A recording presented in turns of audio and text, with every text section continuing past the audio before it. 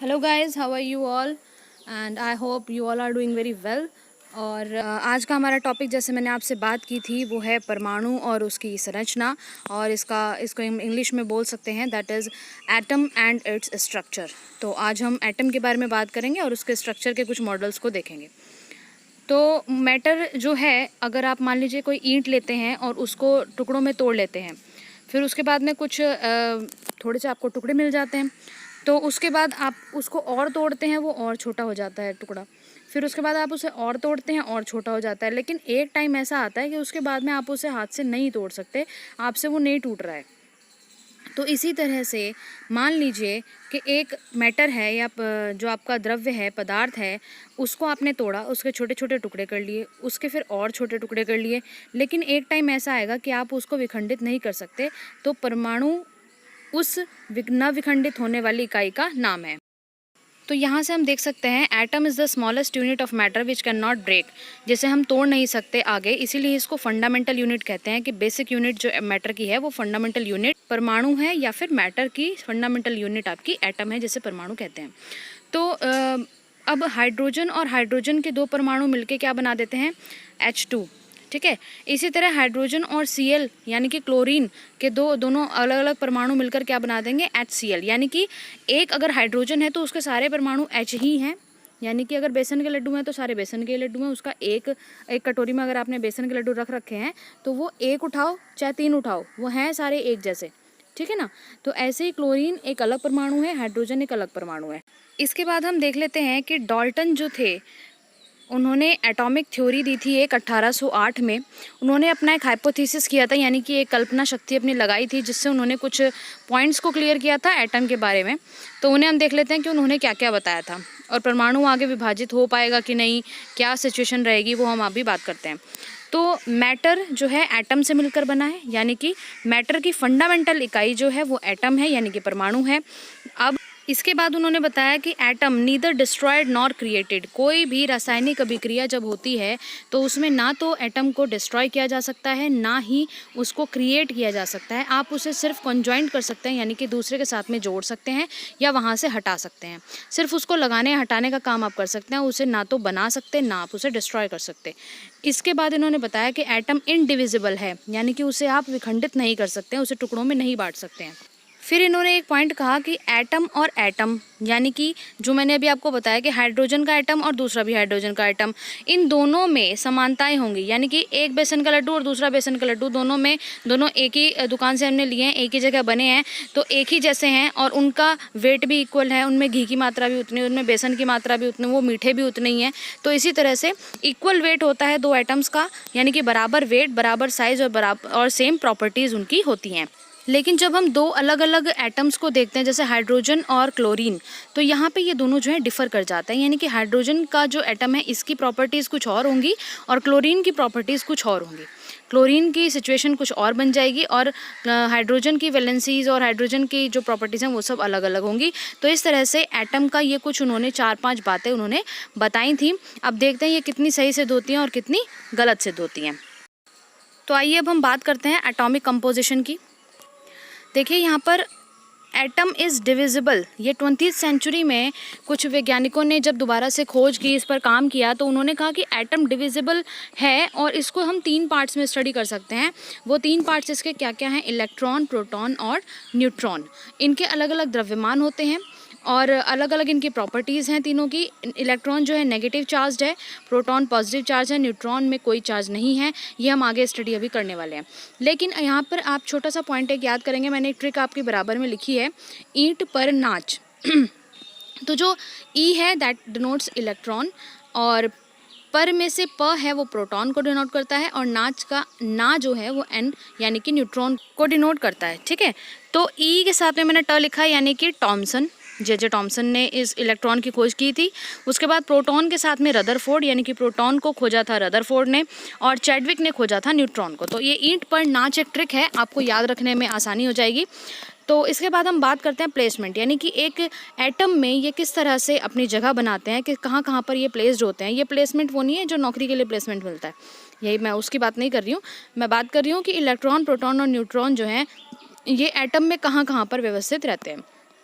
तो हमारे जो जे टॉमसन सर थे, इन्होंने बताया कि एक जो परमाणु है वो दो चीज़ों से मिलकर बना है और सेंटर में उसके प्रोटॉन है जो कि पॉजिटिवली चार्ज है और इलेक्ट्रॉन जो है नेगेटिवली चार्ज वो बाहर की शेल में मिलता है।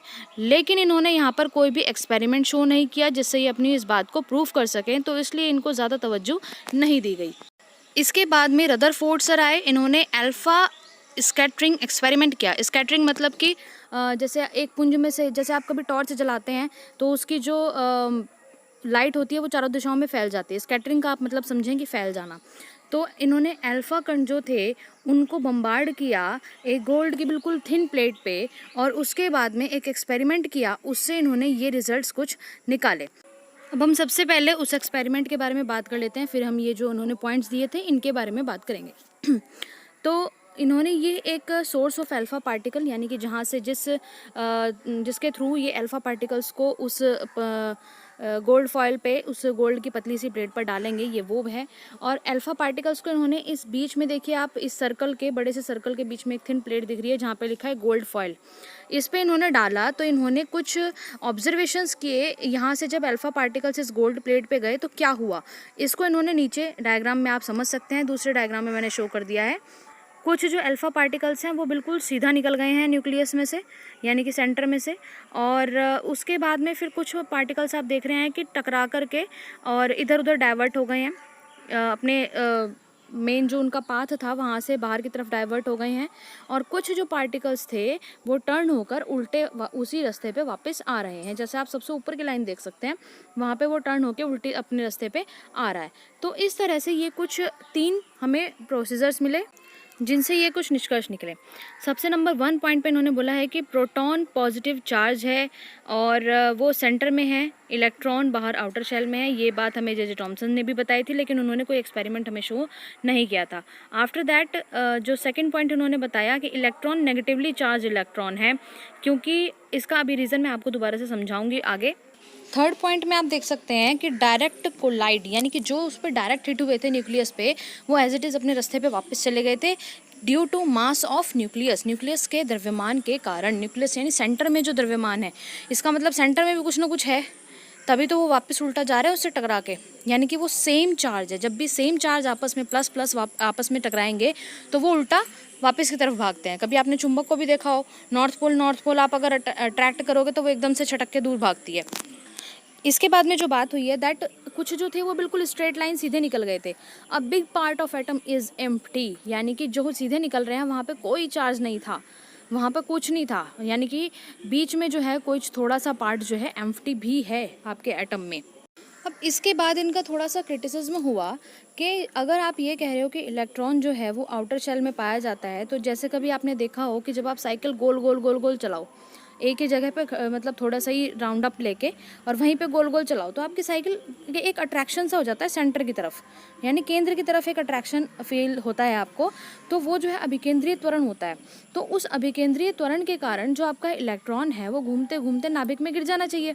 जब वो उसके चारों तरफ ही चक्कर काटे जा रहा है तो वो सेंटर में गिर जाना चाहिए थोड़े टाइम बाद, लेकिन ऐसा तो नहीं हो रहा है। एक क्रिटिसिज्म इनका शो किया गया, जो कि अदर जो साइंटिस्ट थे उन्होंने जब रिसर्च करी तो उन्होंने ये पॉइंट को कहा। अब इसके बाद में एक और साइंटिस्ट थे नील बोहर, उनका एक एटॉमिक मॉडल आया। उन्होंने कहा कि इलेक्ट्रॉन जो है, उनकी जो ये प्रॉब्लम अभी क्रिटिसिज्म की निकल के आई थी कि इलेक्ट्रॉन जो है गिर जाना चाहिए, उन्होंने इसका कुछ खंडन करते हुए उसका एक सोल्यूशन बताया। उन्होंने कहा कि इलेक्ट्रॉन जो है वो एक कांस्टेंट शेल, यानी कि एक चक्का समझ लीजिए कि परमाणु में जो एटम है, एटम के न्यूक्लियस के चारों तरफ एक चक्का है और उसी के अंडरटेक इलेक्ट्रॉन जो है एक पर्टिकुलर शेल में घूमते रहते हैं। और every shell has fixed number of electron, हर शेल में, हर चक्के में अलग अलग नंबर ऑफ इलेक्ट्रॉन्स ही पाए जाते हैं। जैसे पहली वाली जो शेल है उसमें 2, उसके बाद में 8, 6 जो भी है, इसको हम आगे कंसिडर करेंगे इलेक्ट्रॉनिक विन्यास किस तरह से पढ़ा जाता है। इसके बाद हम बात करते हैं थर्ड पॉइंट की, दैट इज़ 1932 में चैडविक ने न्यूट्रॉन की खोज की थी। ये अभी हमने पीछे भी बात की थी।